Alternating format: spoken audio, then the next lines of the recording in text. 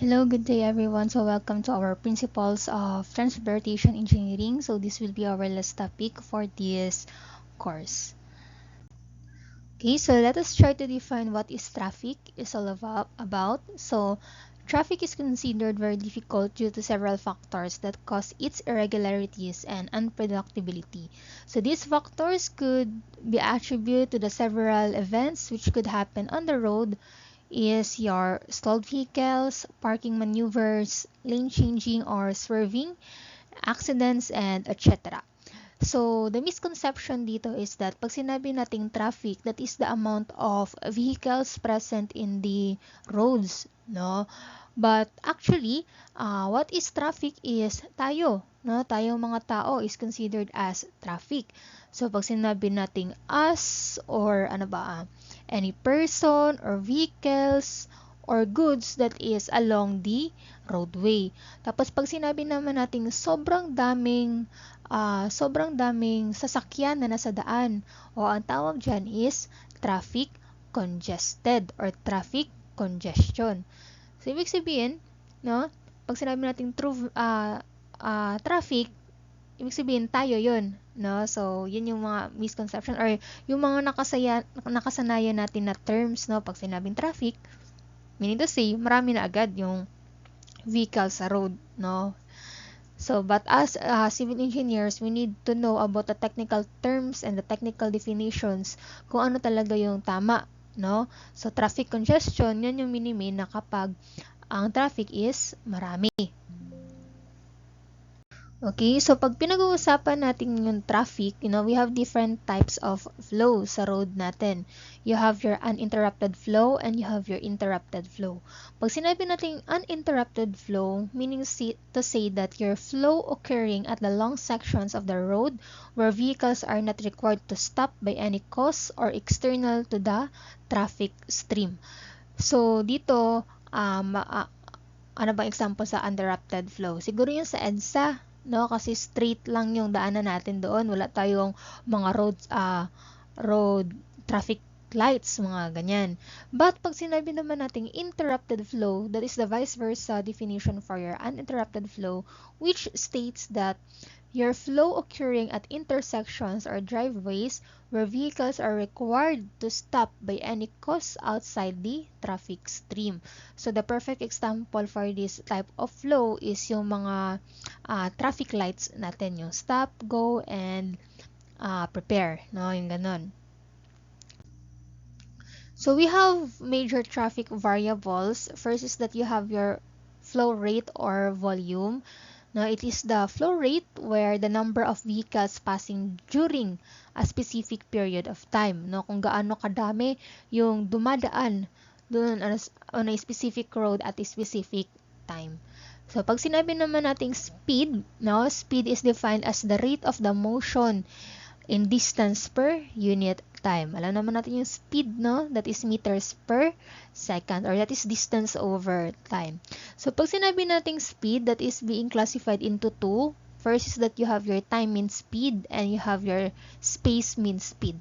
So, pag sinabi nating mean speed or also known as your spot speed, no, it is the arithmetic mean of the average of the vehicles passing a point with a given interval of time.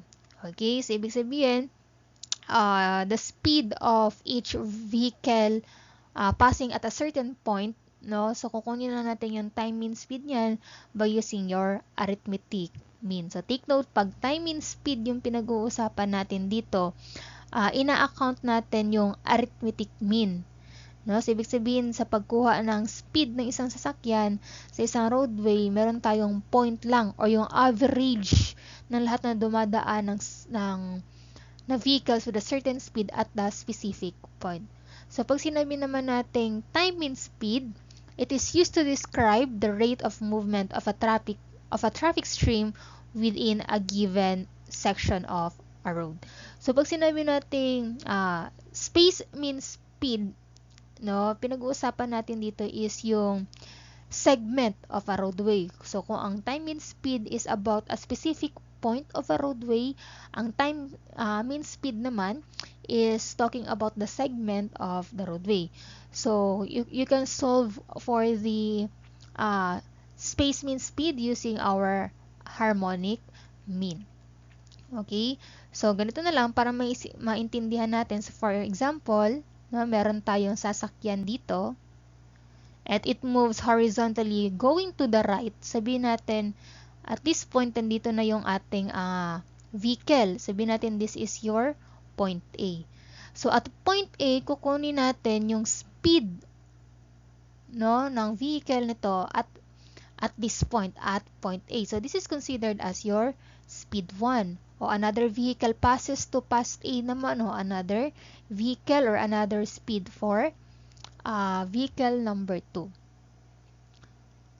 Okay, so kukunin lang natin yung average. So pag sinabi natin time in speed, let us call that one as your mu k. So pag sinabi naman natin space means speed, for example, the same car, okay, and it travels horizontally, hindi siya makatravel kasi walang gulong.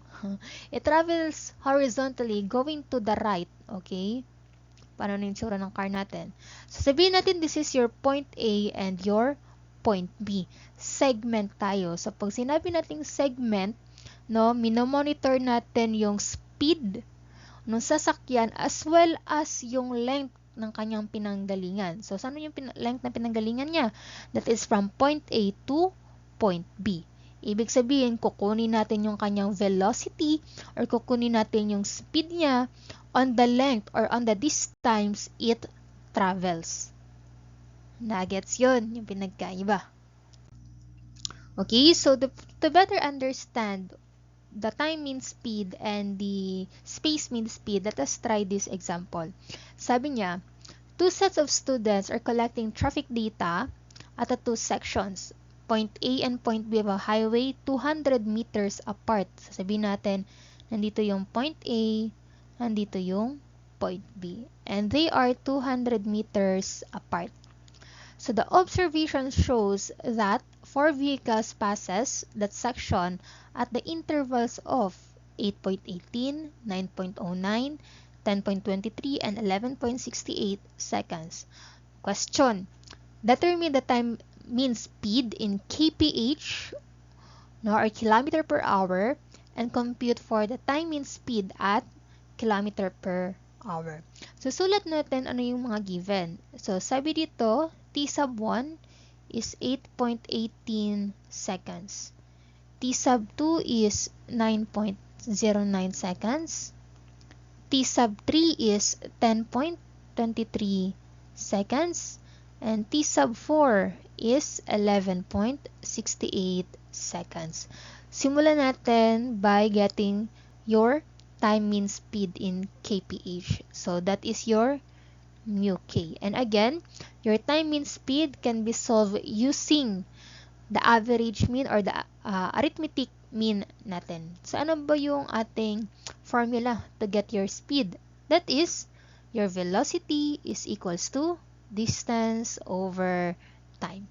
So kunin natin, v1 is equals to 8.18 divided by 200. Ilan yan? Okay, that is 24.45 meters per seconds. How about for V2? That is 9.09 divided by 200. And that is equivalent to how much? I think that is 22 meters per seconds. So the same formula for speed number 3. Paki-compute nyo na lang, no? The same formula, the same distance. And it will result to 19.55 meters per seconds. V4 or speed number 4, the same formula, 11.68 divided by 200, and that would result to 17.12 meters per seconds. So let us try to get your average time mean speed, and that is the average of the speed divided by the number of speeds that we're trying to get, which is equivalent to 4. So that is mu sub k or mu time speed, no, that is 24.45 plus 22 plus 19.55 plus 17.12 over 4. O, yun agad yung sagot natin. And that would result to how much? 20.78 meters per seconds. Ito na ba yung ating final answer?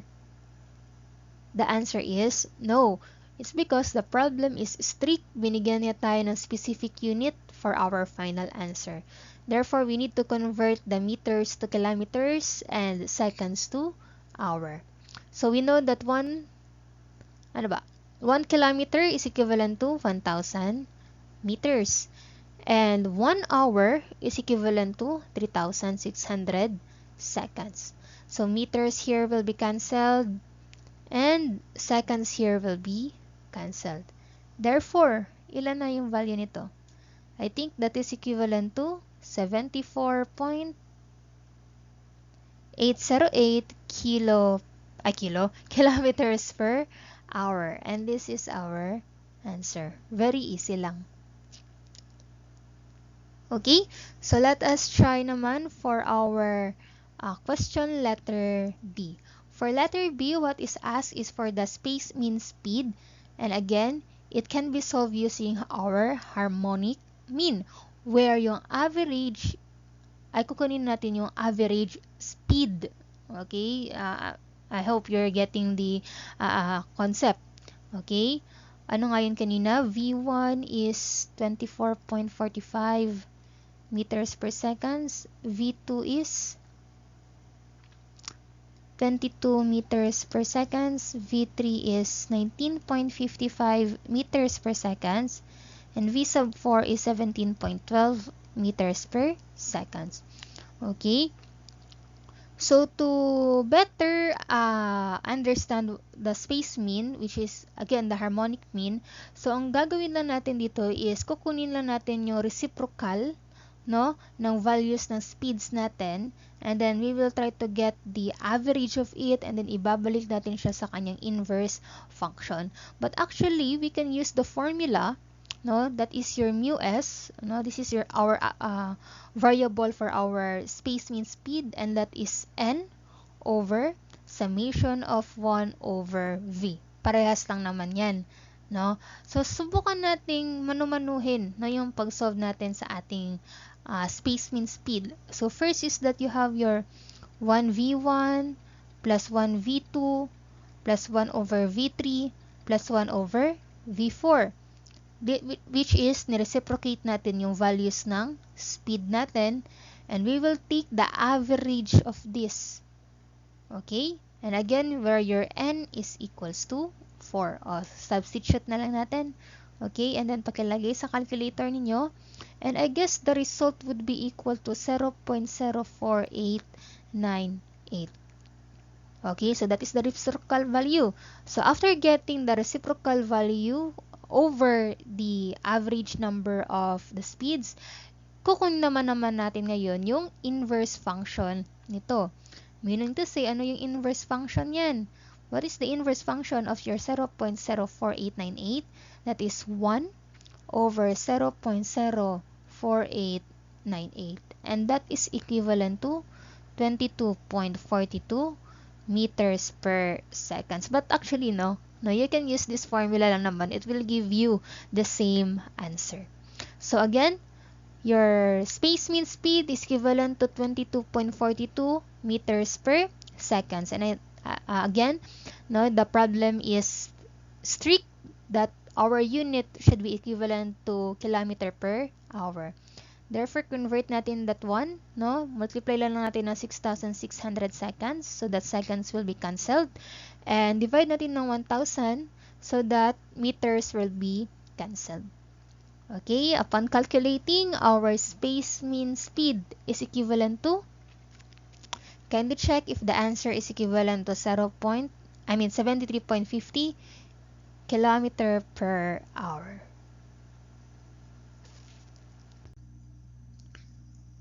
Okay, so let us move on to our queuing theory. So, ano ba yung ibig sabihin ng queue? No?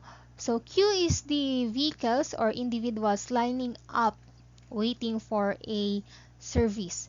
So, ibig sabihin, anyone, like for example, pwede maging sasakyan, pwede maging tao, na pumipila, na naghihintay, na that is lining up, na naghihintay ng service. Okay, so example of this is yung pila para sa mga cashier. Okay, yung mga tao is pumipila upang makabayad. Ano yung service nila? Para makabayad. Sa fast food, ano pa ba? Ba't pumipila tayo doon? 'Di ba? Pumipila tayo sa mga fast food chains para yung service na kukunin natin is bibili tayo ng pagkain. Okay? So, kung i-relate naman natin yung queue sa ating transportation, so the example of this is yung vehicles natin is yung sa toll gates. Tama? Vehicles will line up sa mga toll gates natin para makapagbayad. Kapag nakapagbayad sila, kukuha sila ng resibo. Kapag nakakuha sila ng resibo, ibig sabihin, they have the permission na dumaan doon sa road. Okay, so ibig sabihin, pag sinabi natin queue, no, or based on your queuing theory, any vehicles or individuals that is lining up, no, for a service. Okay, so pag-usapan natin itong arrival rate natin. So pag sinabi nating arrival rate, okay, it is the rate at which the vehicles arrive at the queue point. Basic lang, no? Understanding lang. So, pag sinabi natin arrival rate, yan yung point or that is the rate kung kailan dumadating yung vehicles natin. Okay, so, on the other way around, no? Pag sinabi natin arrival rate, yan is yung kung gaano kabilis dumating yung ating mga sasakyan or vehicles sa queue point natin. And take note, okay, na lang that your arrival rate is in the symbol of lambda. So, kung merong dumating, may aalis. No? So, meron tayong tinatawag na departure rate. Departure rate is the rate which the vehicles leave the queue point. No? Self-understanding na. So, umalis. No? Kung may dumating, may umalis na sa queue point natin. And the variable for our departure rate, that is in mu. So, let us talk about your traffic intensity. So, it is just the ratio of the arrival to the departure rate. And the variable for our traffic intensity is rho. Therefore, rho is equivalent to lambda over your mu. Your arrival rate over your departure rate. So, pag-usapan naman natin itong queue models ninyo. Kasi, sa isang queue problem, no, nakadepende kasi dito kung ano yung hinahanap mo or ano yung tinatanong mo sa isang situation, sa isang roadway kung saan merong queue. Okay? So, meron tayong tatlong parameters na pinag-uusapan dito. First is that you have your arrival or type of arrival. Ito yon for the first parameter natin. So, next is for your type of departure. No, kung paano ba umalis yung ating vehicles. Okay? And on the last one is meron tayong tinatawag na number of departure channel. So, pag sinabi natin number of departure channel, kung ilan yung exit natin. Okay? So, pag sinabi ilan yung exit natin, ilan yung daanan na pwedeng umalis yung ating vehicle.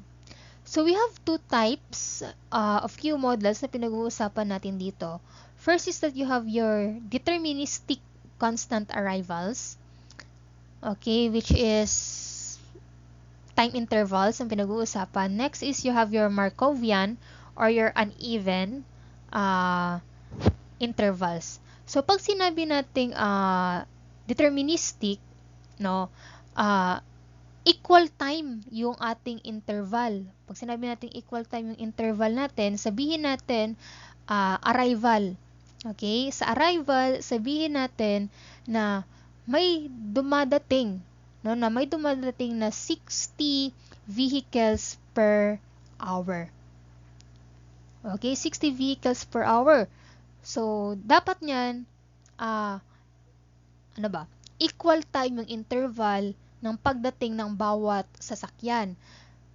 So, di ba, hour siya. So, we know that at the end of 1 hour, pagkatapos ng isang oras, ang total ng sasakyan na dumadating is 60. So, if the time interval should be equal, ibig sabihin, sa kada isang minuto, may isang vehicle na dumadating. Tama ba? No, kasi kailangan equal yung time. So, parang ganun yung concept.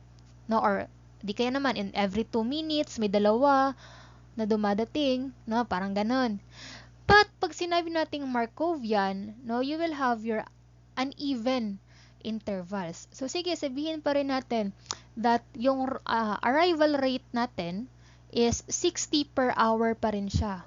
Okay, ibig sabihin, yes, parehas lang na after 1 hour, meron 60 vehicles na dumating.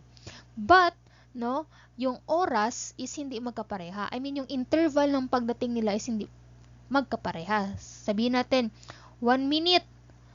Nung 1 minute, may isang dumating. After another 1 minute, may 5 nang dumating. O ibig sabihin, uneven yung interval ng pagkadating ng vehicles natin. Okay? So, normally, no, pag sinabi nating Markovian or your uneven intervals, tinatawag tong yung sa Poissons, no, or exponential. Kasi patagal ng patagal, dumadami ng dumadami. Okay? Sana na-gets yan. So, let us try this example, no. Sabi dito, a freeway has 3 lanes in each direction and has a maximum flow of 6,000 vehicle per hour, operating at 3,000 vehicle per hour. A collision occurs, blocking at the lanes and restricting the flow of the third lane to 1,500 vehicle per hour. The freeway has a constant speed of 60 vehicle per hour and its 3-lane jam density is 60 vehicle per M ba dapat yan? Okay, check natin kung M yan, no? So, the incident is completely clear in 30 minutes and the traffic returns to normal. So, letter A, let us try to determine the number of Q 20 minutes after the collision. Determine the longest vehicle Q and how many vehicles were affected by the accident and how many vehicles were affected by the vehicles. Parang parehas na yung tanong. No, letter C and B. Sige lang. So, kwento ko ano yung nangyari. Okay? So, meron doon tayong 3 daanan na ang maximum na pwedeng dumaan doon per hour is 6,000 vehicle. Okay? At the moment or at operating time, no, meron lang dumadaan na 3,000 vehicles per hour. But sad to say, merong aksidenteng nangyari. Okay? And because of that accident, instead 3,000 vehicles per hour yung pwedeng dumaan sa road na yun, naging 1,500 vehicles per hour na lang. No? Kasi nga merong obstruction doon sa daanan. Okay? So, the incident happened or the incident is completely clear or natapos na after 30 minutes. Tapos bumalik na ulit sa normal, bumalik na ulit sa 3,000 vehicles per hour yung pwedeng dumaan doon sa ating freeway. Okay, na-gets nyo ba yung ating situation? Sige, so let us try to solve the following problems. Okay, first letter A is, let us try to determine the number of Q 20 minutes after the collision. Ibig sabihin, hahanapin natin yung number of vehicle na pumipila after 20 minutes ng accident. Okay, pagkatapos ng aksidente, ilang sasakyan pa yung pumipila. Okay, so let us try to write the given of the problem. So let us say that T, no? Variable t lang tayo dito kasi magkakaiba yung oras natin. So let us say when t is equals to 0, wala pang nangyayaring aksidente, yung arrival natin is pwedeng makadaan 3,000 vehicles. Sabihin natin times t. Okay? Kasi per hour, no, nakadepende sa oras kung ilan yung pwedeng dumaan doon sa freeway natin. Okay? Sabihin natin yung t na yan.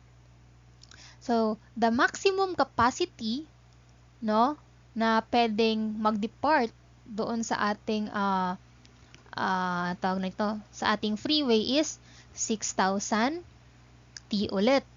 Okay? Kasi pag sinabi natin when t is equals to 0, over lang departure yon.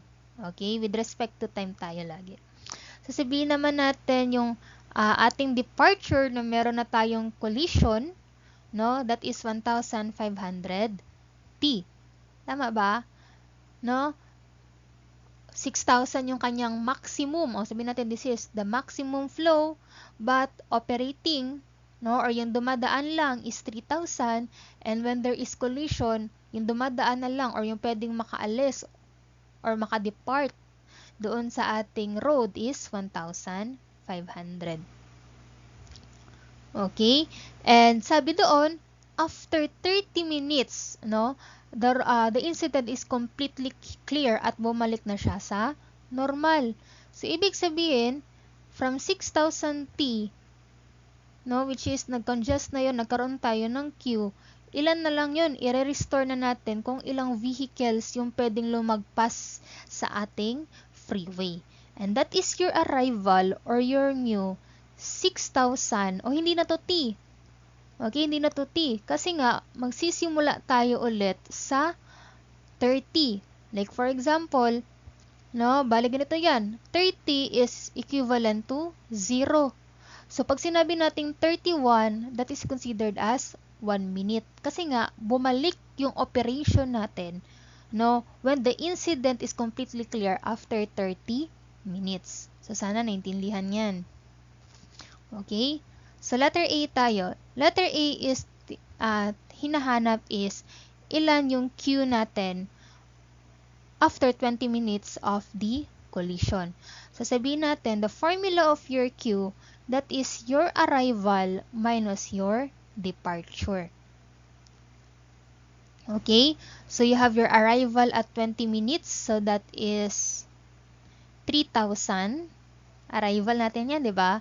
May dumadating na 3,000 na sasakyan, 20. Okay, so this is in minutes. Convert natin to into an hour, no? Para vehicle per hour tayo, and that is equivalent to 1,000 vehicle per hour. So, yung departure naman natin, ano yung departure natin? 1,500. Sasabihin natin, at 20 minutes, ilan lang yung lumalabas na sasakyan natin. So, that is 1,500, 20 over 60 also. And that is equivalent to 500 vehicle per hour. So, kukunin natin yung Q at 20 minutes or ilang vehicles na lang yung pumipila. And that is 100 minus 500.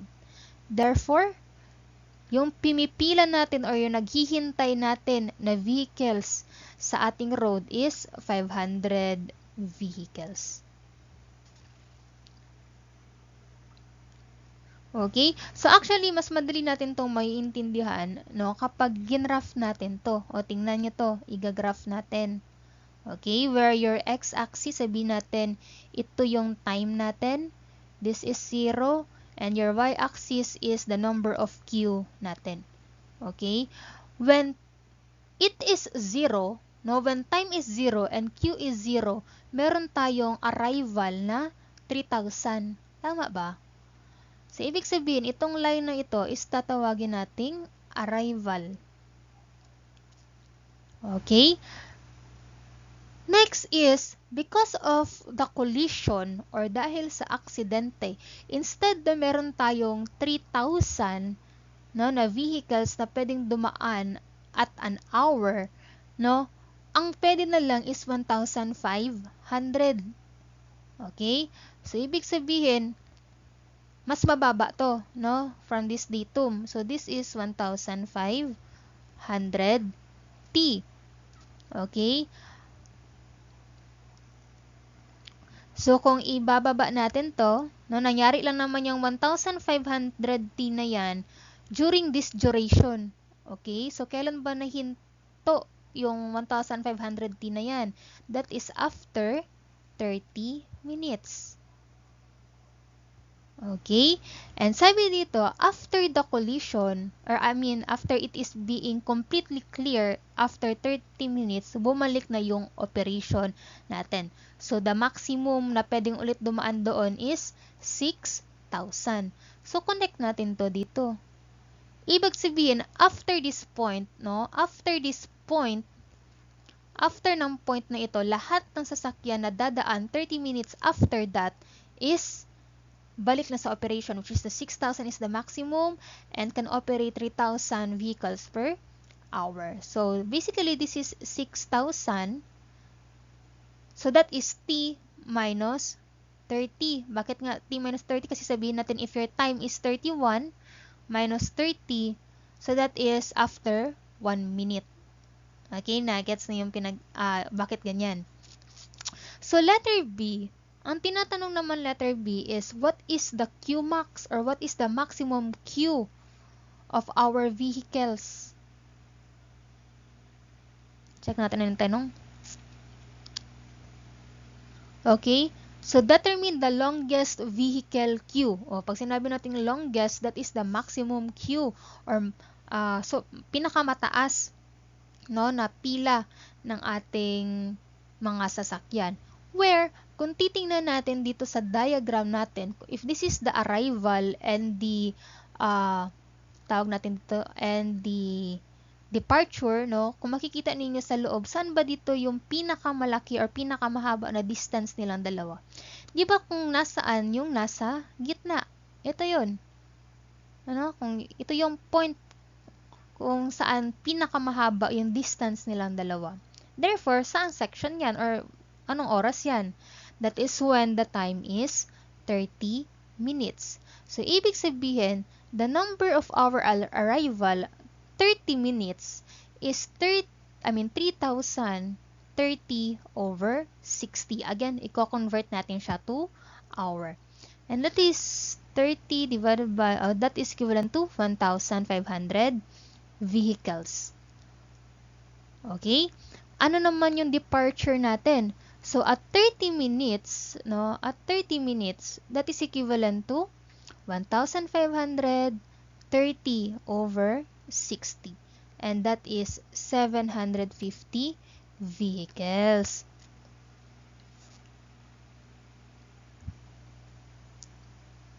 Okay, so kung tatanungin tayo, ano yung pinakamahabang queue natin, that is just 1,500 minus 750. And I think that is also 750 vehicles. Ma'am, nalito kami ma'am. Bakit po yung ginamit natin is 1,500 T? Okay ma'am, di ba po ma'am, ano rin to? Pwede din natin gamitin yung 6,000 T minus 30. Actually, tama, pwede rin naman, no? Tingnan nyo, parehas lang naman yung ibibigay na sagot nito. Okay? So, sabihin natin, kunin natin.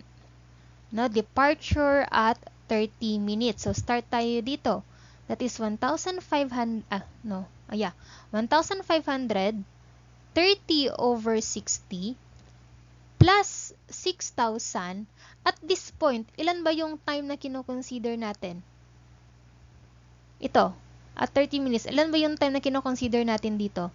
Diba that is equivalent to 30 also? No? Kasi 30 nga tayo nag-start, no? After 30 minutes, doon ulit naging okay yung ating operation or na-clear yung ating road. So, minus 30, that is also equivalent to 0. As you can see na lang, or this coordinates or this ordinate starts when t is 30. So, ibig sabihin, this will fall to the same answer as 750 vehicles. Okay, I hope I'm making sense. So letter C, hanapin naman natin in how many vehicles were affected by the accident. Okay. Ang tanong pala, okay, for letter C question pala, when will be the Q, no? When will be the Q dissipate? So pag sinabi nating dissipate, kailan ba mawawala yung pila sa daan or kailan ba mawawala yung traffic congestion sa daan natin? So kailan ba? 'Di ba Q is equals to ano tawag natin 'yan? Arrival minus our departure. Sige nga, kailan ba mangyayari na yung Q natin sa daanan is madidissipate? Yes, that is correct. No? Parang narinig ko kayo. No? Parang yung sinabi ninyo, it is when the volume or the value of your arrival is equal to the value of your departure rate. And that is correct. So, kailan ba mag-i-equal ang value ni arrival rate at ni departure rate? No? It is at time t. Okay? So, sabihin natin t. When time is equal, ibig sabihin the departure and the arrival is equal. Okay? So, kailan ba mag-i-equal si arrival at si departure? Ito yun. Kung, again, balik tayo. It is when, ito yun, di ba, this line is our arrival and this line is our departure. So, kailan ba sila mag-i-equal? So, it is when our time is this one. No, dito sila magmi-meet. Dito sila nag-i-intersect. Dito mag-intersect. Or, no. Ulitin natin. No? So, kailan ba mag-i-equal yung ating arrival at yung ating departure? It is when your arrival and your departure rate meets. Okay? So, saan nga ba nagmi-meet yung ating arrival at departure meets? Dito nga pala. Okay? Sorry, nalito rin ako. No, dito na point na ito. So, tong point na to, tinatawag natin tong meeting point. Okay? Yung meeting point na yan, doon na natin nakikita yung rate kung nasaan nagtatagpo na yung ating intersection for our arrival and our departure. So, kung gagawin natin yan ng equation, that is equivalent to 3000 T is equals to, ilan ba to? Ilan ba tong ating departure dito? 6,000 times t minus 30 na ba agad? No. Before siya naging 6,000 times t minus 30, ano ba siya muna? Ano ba to muna? Ito. Ilan ba to muna? Yes, that is correct. No? 750. Huwag niyo kalimutan yung 750. Kasi hindi mangyayari yung 6,000 quantity t minus 30 kung wala munang original na 750 vehicles. Okay? So, parang sa diagram lang pa rin. Kahit sa diagram, makikita nyo na. Okay? So, you have 750 plus 600 t minus 30. As you can see, we have one equation with one unknown.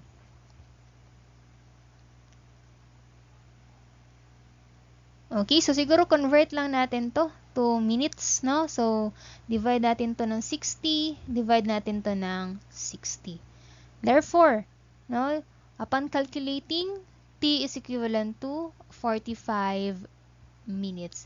Meaning to say, after 45 minutes of the accident, or 45 minutes after the accident, doon pa lang nawala yung queue natin, or our queue dissipate. No, nawala na yung pila natin after 45 minutes. And the last question is, how many vehicles were affected because of the accident? So, ang gagawin lang natin dito, since 45 minutes, no, yung nakalipas, so that is just 3,000 times 45 over 60. So, that is equivalent to 2,250 vehicles. No, where nakikita natin to sa point of intersection natin. Sila yung nasa gabal during the accident. Okay? So that ends our lecture for the last topic for our transportation engineering. So if you have any concern and clarification about the topic, no, please let me know before our final exam these weekdays. So thank you everyone and God bless.